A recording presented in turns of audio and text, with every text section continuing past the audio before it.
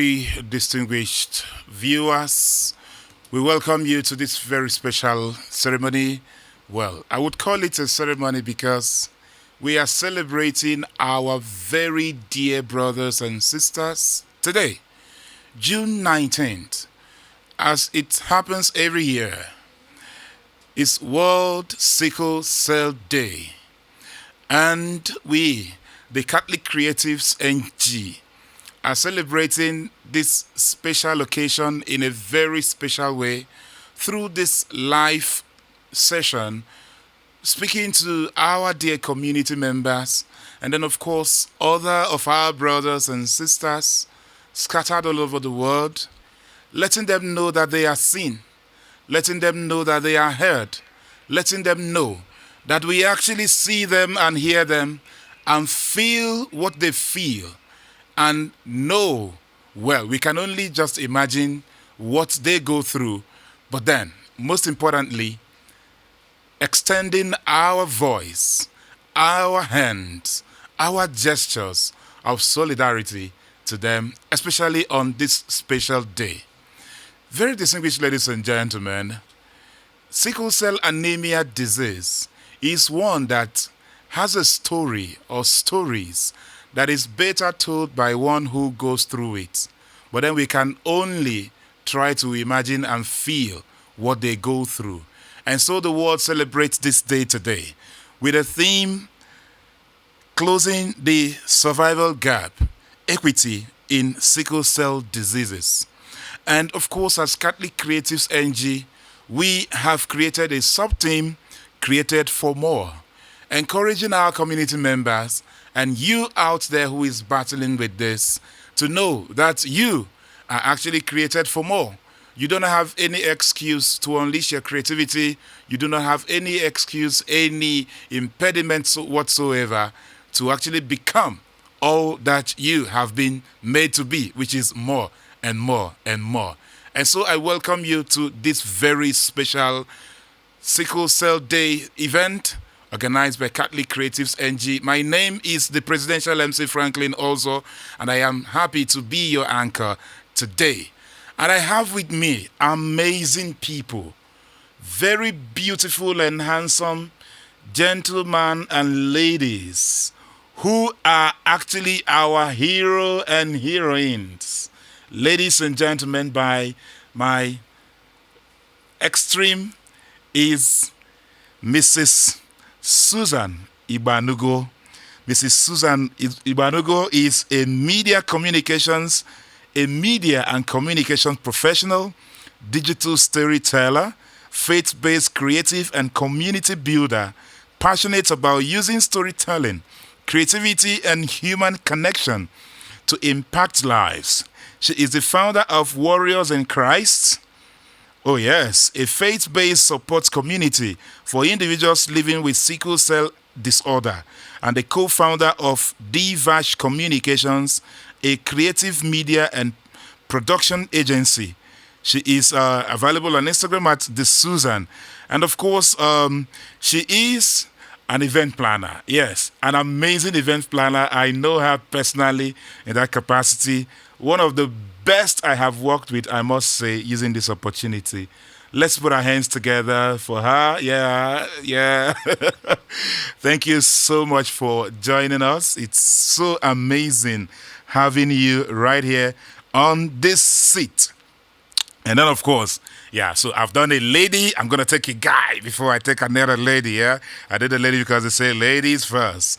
Ladies and gentlemen, this amazing superstar who is actually looking the path, an entertainer, a great guy who is super, super talented.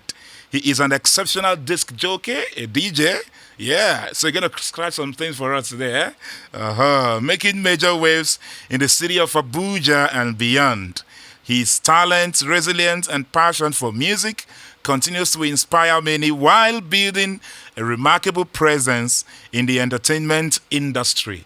Bama Michael is in our midst. Welcome, bro. Thank you very much. Good to have you. And then, of course, last but in no way the least, an amazing, beautiful lady who has one of the best smiles ever. History has it that you smile even when you're sleeping. Ladies and gentlemen, we have in our midst Mary Inedia Engongong. All right. I'm sure the subtitle is going to do better with that name, and then you figured it out. Mary, good to see you. Mary is, of course, a sickle cell advocate and content creator dedicated to educating, encouraging, and of course, supporting individuals living with sickle cell anemia, and then, of course, through her content and experiences. These are amazing warriors whom we are so proud to call our own, whom the world celebrates, and whom I want all of you there to join us to celebrate. Now, growing up, we have had some of you may have been distant from these our brothers and sisters, and so you may not actually be able to have a direct experience to be able to say a thing or two about this very important aspect of our human life. For instance, when they talk about before you get married, go and check your genotype and all that, not many, even as we speak, are still able to grasp the reality, around this and why it is actually important and what it can actually result to, and how, a whole lot to be unpacked today. And so, let me begin the way I introduced Mrs. Susan Igbanugo. You're not a medical doctor, but you understand this, so you can define. Can you just tell us a bit of who you are, and then you help us define sickle cell anemia? What, to a layman, what is this? What is this thing we are talking about? Today is World Sickle Cell Day, and you are an amazing warrior. So tell the layman there who have not actually come to terms with what's this all about? Thank you for this question. Like you said, I'm not a doctor, but then with my first-hand experience, I would want to describe it in a way that even the smallest person can understand. So I'm not coming with big grammars. I would say genotype is different from blood group. Let's start from there. You have the double letters for genotype. Let's just go with the basic ones that we know. You have AA, you have AS, you have SS. There are other variables too, but in order not to get people confused, let's stick to these. So if AA get married to AS, it's perfect. AA seems to be that genotype that can go round without any problem. So where we have the struggle is when AS wants to get married to AS. So there is that possibility that you have children with sickle cell. That's with the S genotype. So sickle cell is a disorder, right? Where the cells, you have cells formed like oval shape, but then sickle cell warriors have their cells formed like a sickle. So you know the sickle they use in the farm. That's why it's called sickle cell, right? That's where the name came from. So when your cell is formed like a sickle, not completely closed, it has an opening where more like where it's supposed to defend you from some sort of diseases and other things. You're exposed, your immune system drops. So that is why it's a sickled cell. So that wall, that protection is broken. So we're advising, now that you know that I don't want to go sickle cell is this, that, it is, please, AS, don't marry AS. SS, don't even go there. So AA is that genotype that can have the other genotypes and then will balance the equation. Yeah. Straight to the point. I love that. Amazing. So what has been the experience so far, Michael? Battling this. If I can use that word. I know it's a war. It's battle. So, what would you say has been the most distressing experience going through this since you were born? Yeah. Um, hmm. That's an interesting question. What has been the most distressing part of living with sickle cell? I feel like the most distressing part is planning your life, working towards your plan, and sickle cell lets you know I'm in charge. Basically, example, you have a meeting tomorrow, and today you're all prepared, you have all your notes, you have everything, and just a couple of hours from 2 a.m., your body tells you your meeting has to be in the hospital or not. So that's like a distressing part of it. But living with sickle cell for this long, it has made me understand a couple of things, and it's just very clear to me now that sickle cell for me is an adventure of life. I did not put it on myself, neither was it given to me by my enemies, but just some, you know, lack of knowledge. And of course, we can blame our parents back in the days, but we can definitely avoid many kids being born into living with sickle cell right now. It's crazy because most times sickle cell tends to define your life regardless of how well you think you're doing, regardless of your occupation. Most times people will say when you rest a lot, you won't have crisis. Try and be resting, drink a lot of water, stay hydrated, and at the end of the day, you still fall sick. So I see sickle cell as an adventure of life, and we're rolling with the adventure. Yeah. Adventure. I like that. Well, so Mary, is there any particular way you can say you are fighting and beating? Like, is it possible for? Has it been possible for you to kind of fight back, beat the? Michael said something quite intriguing. You plan, and then your body replans. So, is there a way you have, after your body replan, you plan again to beat it, to be able to catch up? Yes. Okay, yes, I would say yes, I have been able to, in that sense, plan and replan. So what I do is very wonderful when you have gotten a mindset that I can do something. Because when I was growing up, it was like, oh, I have sickle cell, I can't do this, I can't do that. Oh, they will not allow me to work here, they will not allow me to work here. So now getting that mindset that, oh, it doesn't really matter that I'm a sickle cell. If I want to do something, I can do it. So yeah, like Michael said, when you plan, you ought to have to plan for sickle cell too. So getting to that stage where okay, I want to do something and sickle cell says no. What helped me fight against it that when I come back, that plan does not just go away. I come back to it and I do it again and I do it again and again and again and again to the extent that I've said, okay, this is how I fight it. I'm not just saying, oh, I don't want to live life anymore. Oh, my plan has scattered because of sickle cell. Oh, I'm in the week for a month. I'm in the hospital for a month or so.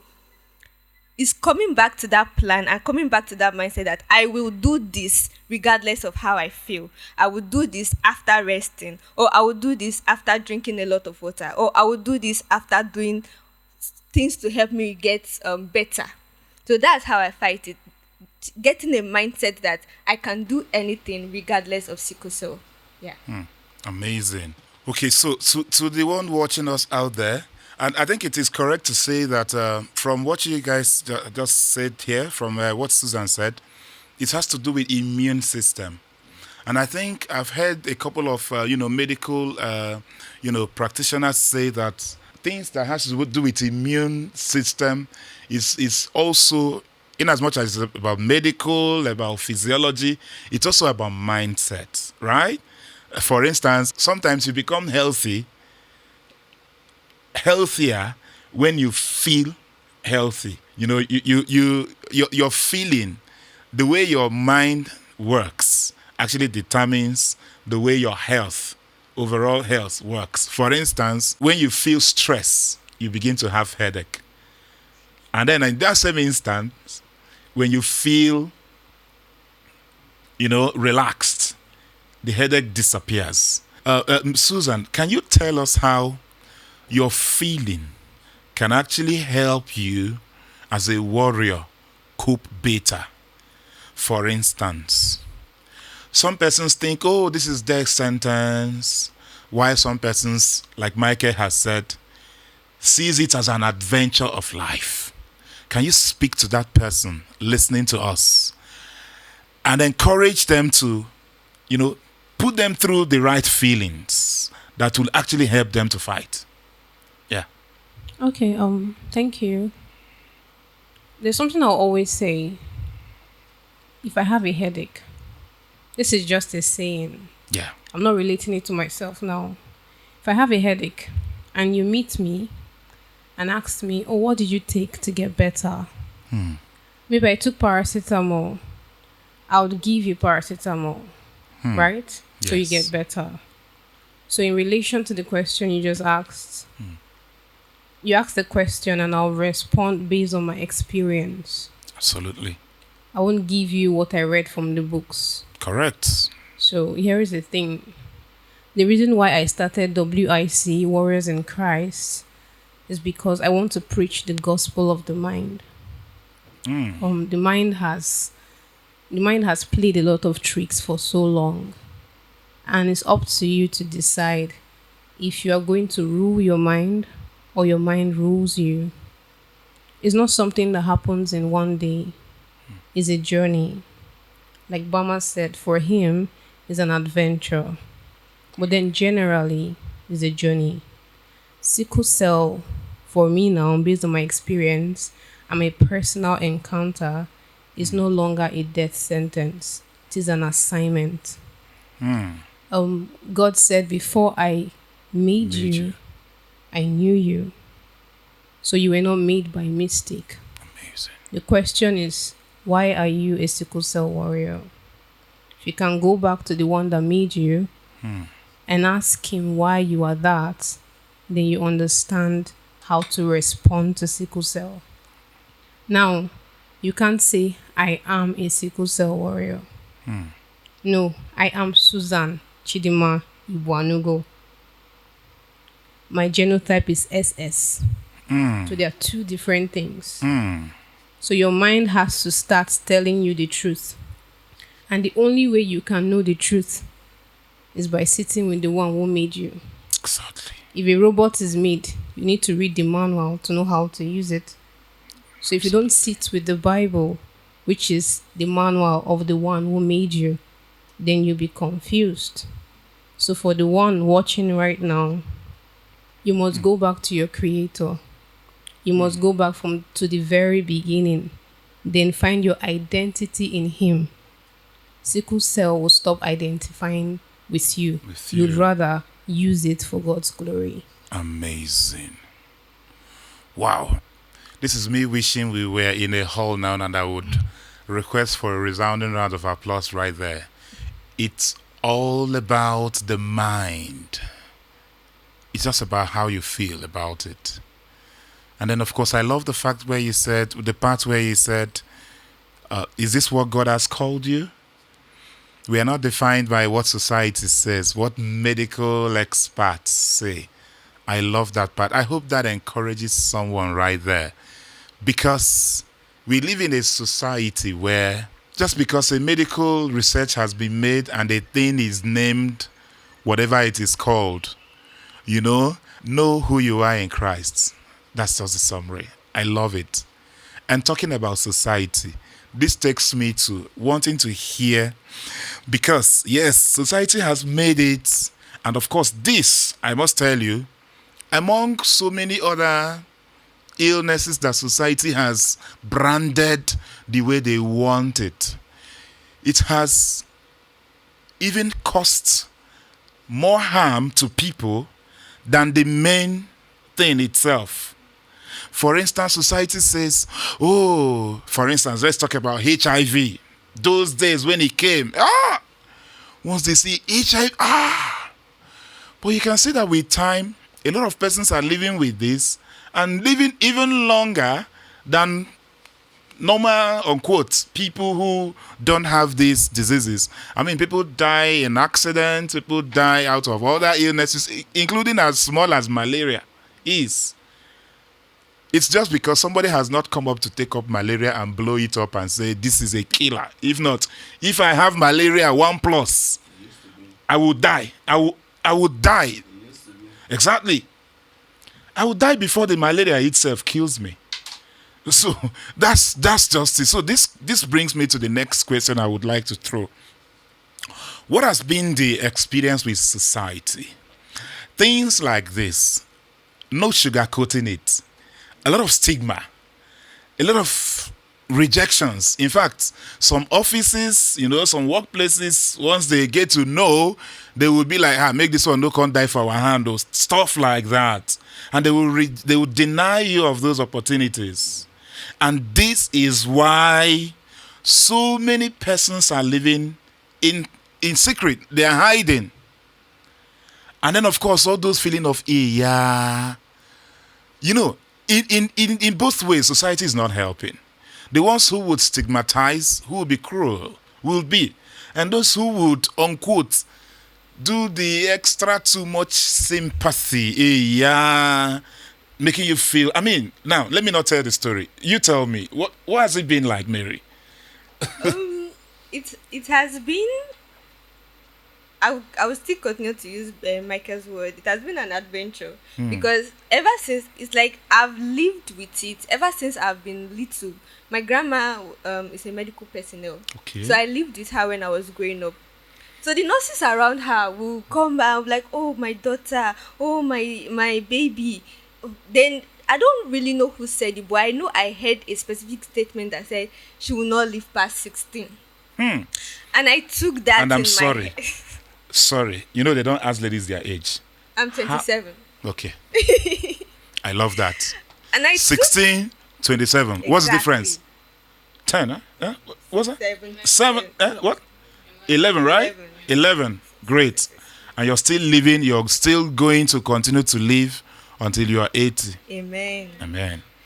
So when And I even heard, more. when I heard that statement that I won't live past 16, I kept it in my head. Like, it was traumatizing. Because anywhere I go, I'll feel like say people are looking at me and, oh, they are seeing who I am. They are seeing that, oh, I cannot do something. Oh, they are saying that I will not live past this age. And then when I got to 16, I got admission to the university and I was doing my orientation, my screening, and I felt sick. I was so afraid Because the appointed time, according to human definition, exactly, had because come. even the crisis I had never had it before. It was a new experience, experiencing bone crisis. It was the first time in my life I experienced bone crisis, and I was like, I'm going to die. What they said is true. I'm going to die. So that was how I experienced that, and I was like, it was ingrained into my memory, my brain. So when I got to 17, I was very happy. Like, that 16 that they said I will not reach. Sure, I'm 17 now. I want to ask you, when you got to 17, did the experience, was it as intense as it was when you were 16? The intensity reduced, right? No, You felt it reduced. It didn't reduce. Okay. It was when I was getting to 20, 21 that it reduced a bit. So I was able to manage it. So I was able to, I don't know if anyone can say they got used to pain, but I think I would say I got used to it. That I was no longer feeling it so much. And then as I was trying to learning how to take care of myself, it became lesser and lesser. Yeah. Because I was going to wonder for a bit that the contributor to why you felt that pain so intense at 16 might actually be because Of that mindset. of what they told you. So we go back to what Susan led us into. It's mostly about the mind. So to that person going through whatsoever pain, this also generally applies to life. To that person going through whatsoever pain, as long as you can transform your mindset and, yes, what you call getting used to pain, but not necessarily getting used to pain, but accepting that, okay, this pain does not define me. There's an analogy I used to make quickly. If you are given a 50 liters of water, for instance, in this room, there's no water in the house, and then I am to go and fetch water out there with 50 liters of water, I will feel so pained and so stressed. The thing will be so heavy in my hands. But guess what? You will go to the gym and carry 75 by here and carry 75 here, and you are enjoying it. Why? It's still the same you, but then mindset. Amazing. Michael, yes. Regarding what Susan and Mary have said so far, mindset. I need to. There is this misconception about sickle cell that I always hear. Oh, you will not live past this year, or Exactly. you don't go above this. For me, mine was 21, and after 21, the next one was 26. Oh, Warriors don't live past 26, and after 26, the next was 30. Warriors don't go past 30, and the more I hear these things, I'm more or less like, you know what, we're gonna go there, we'll be there, we'll do that, and then we'll talk about it, Exactly. right? So it's more or less like a been there, done that kind of situation. Now, no matter how much we try to sugarcoat things and try to sound pleasant, sickle cell is a death sentence if you want it to be a death sentence. Sickle cell will kill you if you want it to kill you. Sickle cell will empty your bank account, your family's bank account, your parents' bank account. You as a parent watching now that is giving birth to a sickle cell warrior, be prepared. Your children, your account will be emptied by sickle cell. But here is the thing about the mindset.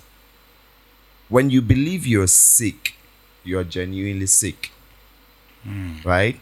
When you feel you are okay, you will be okay. Now, I'm going to use myself as a case study.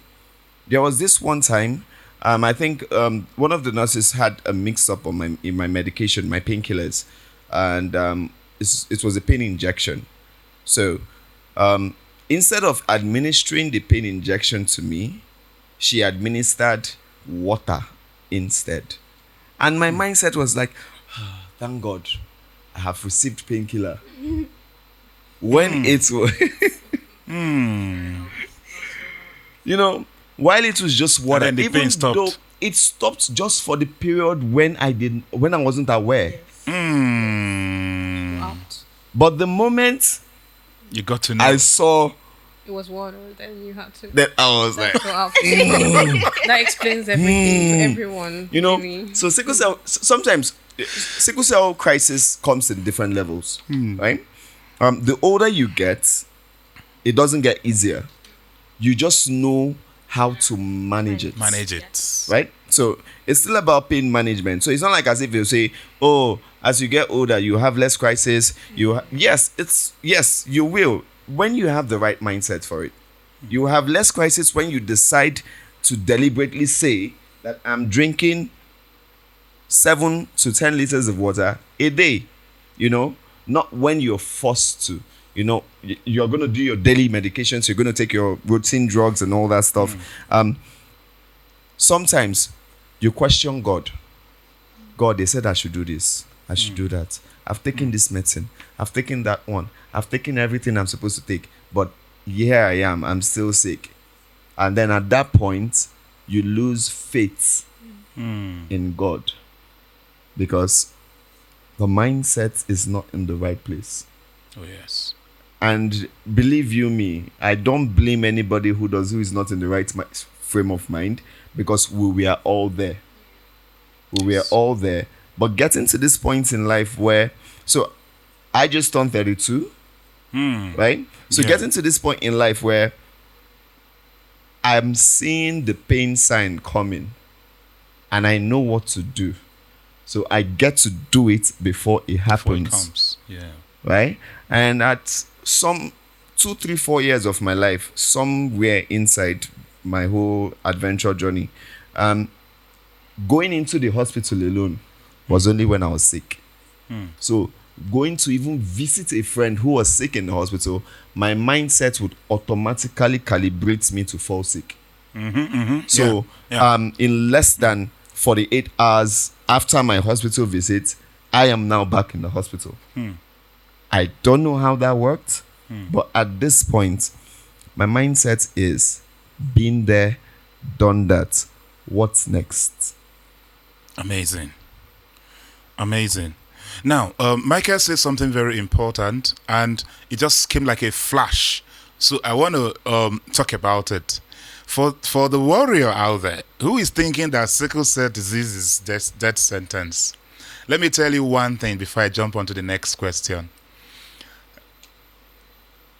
That is the wrongest way to feel. You know why? Life itself is death sentence.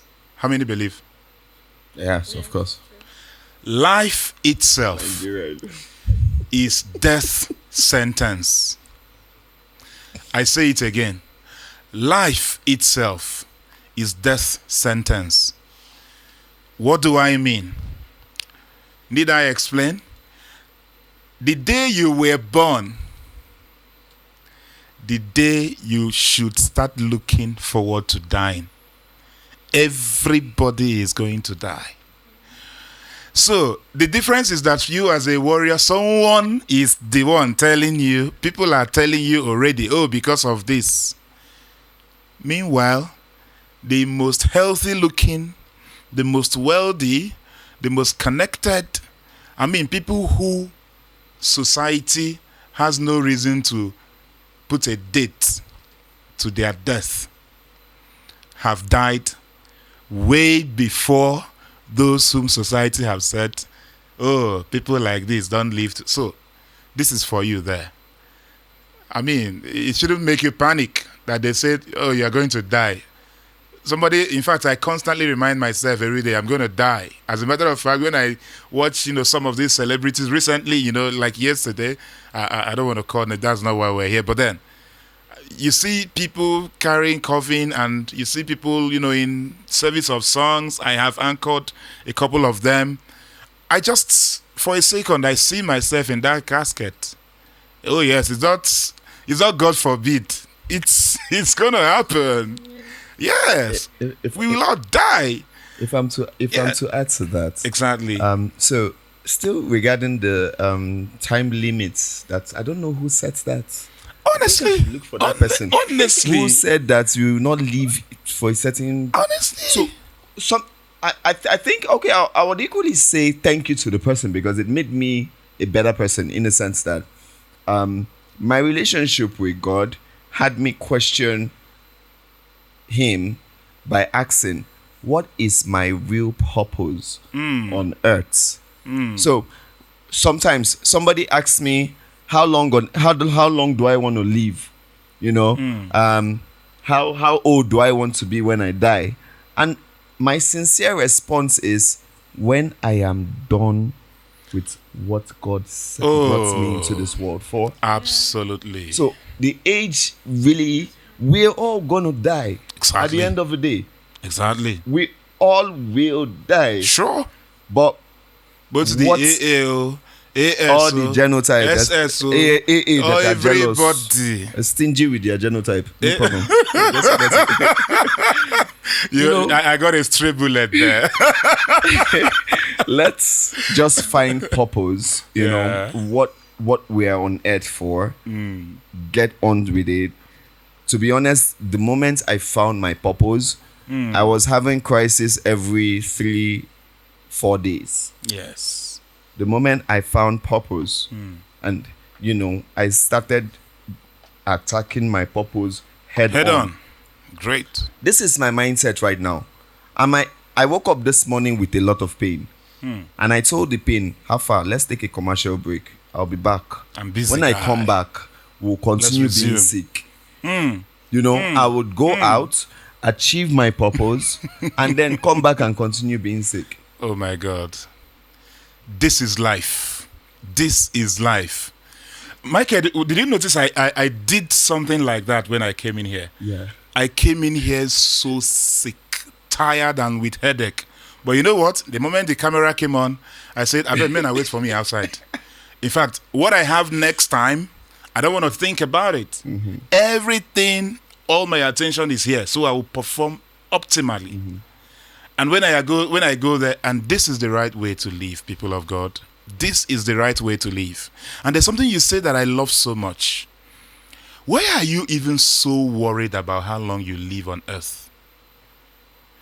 If you find yourself in God, then you understand that you did not send yourself here. This is how I relate with God. I tell God, you know what, Oga? Now you carry me come here. I don't know. It also helps me to deal with a lot of fears that people, you're keeping late nights. Oh, don't do this, accident, robbery, kidnapping, blah, blah, blah. And I said, that is not for me. You know why? I am here on a purpose and someone has sent me. Until he is done with me, he would not allow anything to happen to me. If I lie, let me have the accident and fall from third mainland bridge. The car will scatter, all of them will pieces. Nothing will happen to me. And it has happened countless times. Because you understand your purpose in Christ. Because you did not send yourself here. Until he is done with you, you're not going anywhere. This is the right mindset to apply on all aspects of your life. Warrior or not, healthy or not, and all that.